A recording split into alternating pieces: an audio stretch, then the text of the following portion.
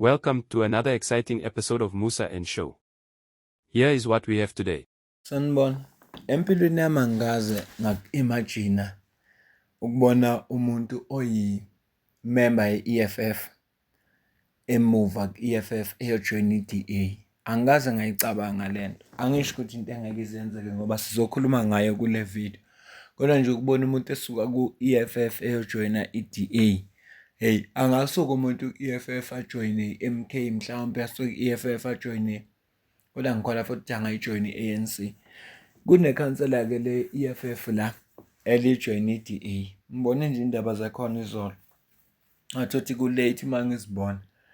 Angeke ngisakwazi ukuthi ngingenza ivideo ngase ngithi hayi angiyenze manje kuseni. Le khansela le-EFF elijoyina i-DA. I-DA ke ngapha Western Cape iyasebenza ngempela ukurecruit iyasebenza.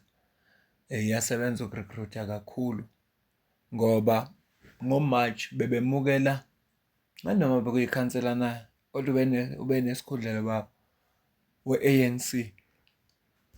Baba ujoyine ngoMarch kodwa umeya we-DA lena e-Western Cape ubhale kanje ngomhla ka-27 ngeSonto ubhale namuhla welcome uBanele Majingo oqeda kuresigna nje as i-ANC leader eCape Town manje sekajoyina i-DA. Bekuyirally yakhe yokuqala le ebekaye kuyo for i-Freedom Day. Bathi ukhulume kanjena-ke wathi ngomhla ka-27 April 1994 izwe lethu lazuza inkululeko. Uthi uma ngabe ngomhla ka-27 March 2025 uma ngijoyina i-DA nami ngazuza inkululeko yami. Amazwi akhe awashilo lo Majingo. Kune-comment ebhalwe uRonaldo Gouws beyibhale kwenye ivideo omunye ubhuti nje obekamcriticize emveni kwe-comment yakhe ayenzile mayelana nalolu daba uma kuphuma lezi ndaba. So wayesebhala kunento ayibhale lapha ebalulekile engicabanga sizoyifunda la. Uma yiqiniso shothi sona sizathu esenza ukuthi sibone la ma-member esuka ngapha eyojoyina i-DA. Ngomhla ka-29 April 2025 i-DA futhi imukele obeyikhansela le-EFF. Nansi ivideo yabo. We are grateful as the EFF that out of all the infiltration of the DA, none has impacted the EFF. We are still intact. You are not able in this administration to get one councillor of the EFF. So I've got some more great news.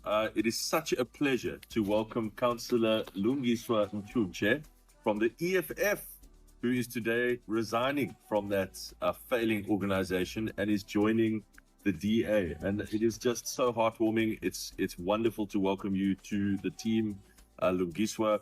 You are now the second opposition leader in Cape Town to resign and join the DA. And I think it's a growing trend in South Africa that people are seeing the DA as the only party that can truly build the future of our country in a productive and constructive way. And secondly, that you said that you're tired of being part of a party whose primary focus is now trying to grab headlines, that you want to return to solving problems, and this is a platform where you can do just that. You're going to do brilliantly in this Blue family, and you're very welcome here.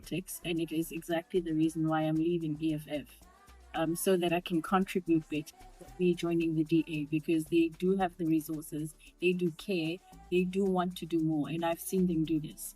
So that's why I'm here. Njengoba umuzwa kusisi echaza nayo ukuthi izathu esenza ukuthi ajoyine i-DA isiphi nanokuthi ke kodwa umeya ngendlela asho ngathi bakhathele manje ukuthi baphume kuma headlines.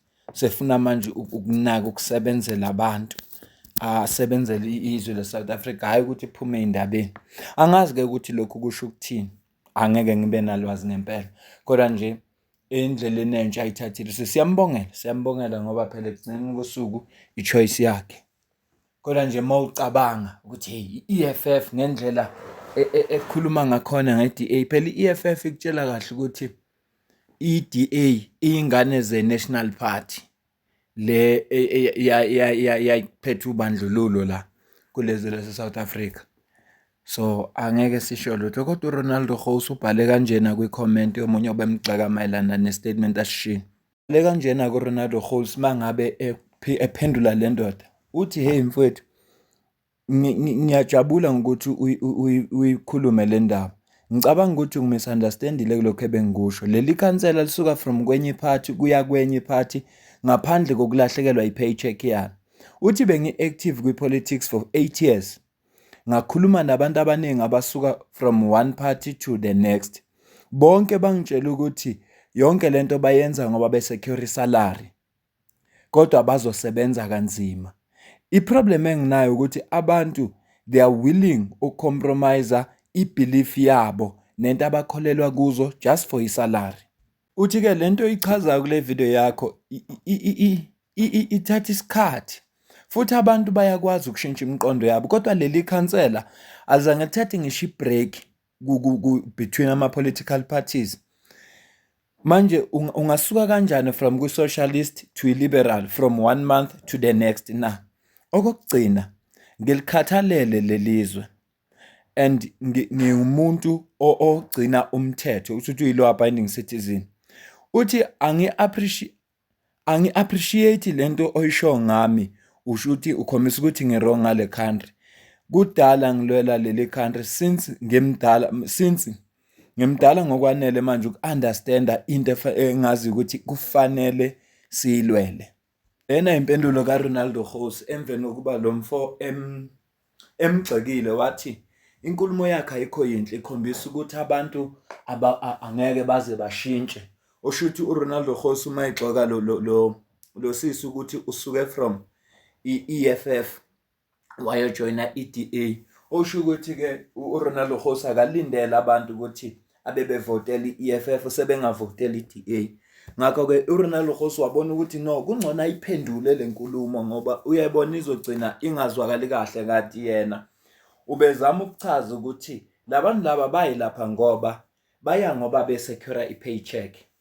Ukusho kwakhe lokho ukuthi uyalapha ngokusecure i-paycheck.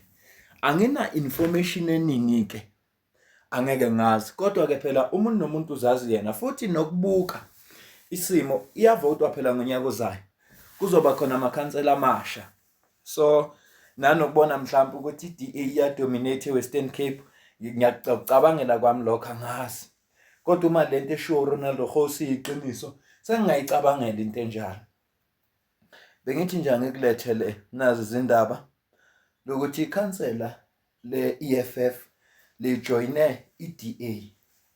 Okuyinto kubantu nje engithusile mina ngoba awusuke ungalindele uma ubona indlela i-EFF etreatha ngayo i-DA. Usuke ungalindele ukuthi ungabona umuntu osuka ku-EFF ayojoyina i-DA. Nawe-DA ngokunjalo. Kodwa ke siyakubona kuyenzeka. Izwe ke likhululekile lihle ngalokho. Ngoba umuntu into anayo freedom of choice. Angibambe la le video ngoba inhloso yami akusekho ukuba ne-video ende kodwa kuwukwenza i-video ezothula lezi ndaba. Kulezi insukwana esizayo kungenzeka